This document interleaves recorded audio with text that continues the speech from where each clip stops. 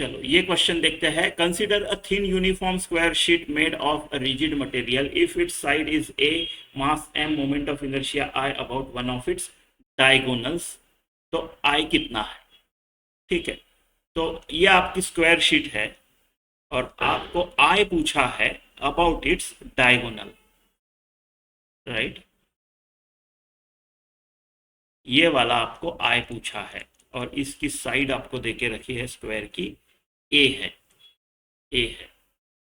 तो देखो ये स्क्वायर शीट जो होती है, उस स्क्वायर शीट का जो centre and perpendicular to the plane जो होता है, right, about O and perpendicular to the plane, वो होता है, राइट, ml स्क्वायर बाय 12 लिखो और l स्क्वायर के जगह ए स्क्वायर प्लस बी स्क्वायर, अगर रेक्टेंगल होता तो स्क्वायर है तो ए और ये ठीक है, एंड इन जनरल इसका L square plus B square होता है, बट ये दोनों सेम है तो 2 times A square, right, A side है उसका, ऐसा ऐसा, right.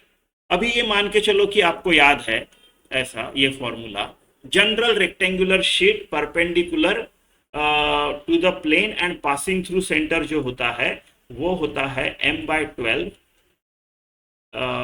L square plus B square, length और ब्रेथ, राइट। इससे मैंने रेक्टेंगल को स्क्वायर बनाया, दोनों इक्वल हो गए, मेरा ma²/6 आ गया, राइट।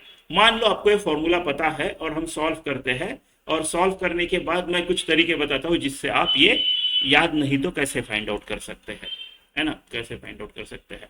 तो ma²/6 अबाउट दिस आया, मुझे अबाउट डायगोनल पूछा है, तो परपेंडिकुलर एक्सिस थ्योरम लगाएंगे, ये भी एक डायगोनल, ये भी एक डायगोनल, तो I about O is equal to I about this D plus I about that D, 2ID, तो I about diagonal will be I about that O point by 2, तो ma²/12 बाय 6/2 आपका C option आएगा। तो देखो अगर मान लो आपको नहीं पता ये और आपको फाइंड आउट करना है तो आप इंटीग्रेशन से भी फाइंड आउट कर सकते हो, यहाँ तो इंटीग्रेशन की भी जरूरत नहीं है। देखो मैं अबाउट दिस साइड फाइंड कर लेता हूँ, moment of inertia about this side, right. तो अबाउट दिस साइड अगर मुझे फाइंड करना है तो मैं इसको बहुत सारे रॉड से कंसीडर कर सकता हूँ, राइट। तो मान लो इसका मास m1 है तो m और इसकी साइड a है, तो m l²/3, रॉड का अबाउट 1 एंड परपेंडिकुलर ml²/3 होता है, तो ma²/3, m2a²/3, m3a²/3, ऐसे करोगे, a²/3 कॉमन निकालोगे तो m1 प्लस m2 तो m होना है, तो ma²/3 आता है ना, इसका I ma²/3 आता है, सिमिट्री की वजह से इसका भी वही आएगा अगर स्क्वायर है तो ये भी ma²/3 आएगा, राइट। ये दोनों पता चल गए, तो अबाउट दिस पॉइंट परपेंडिकुलर ऐसा, राइट, तो वो मैं परपेंडिकुलर एक्सिस से थ्योरम निकालूंगा, तो ये जो आएगा ये डबल हो जाएगा, 2/3 ma² हो जाएगा, राइट, ऐसा।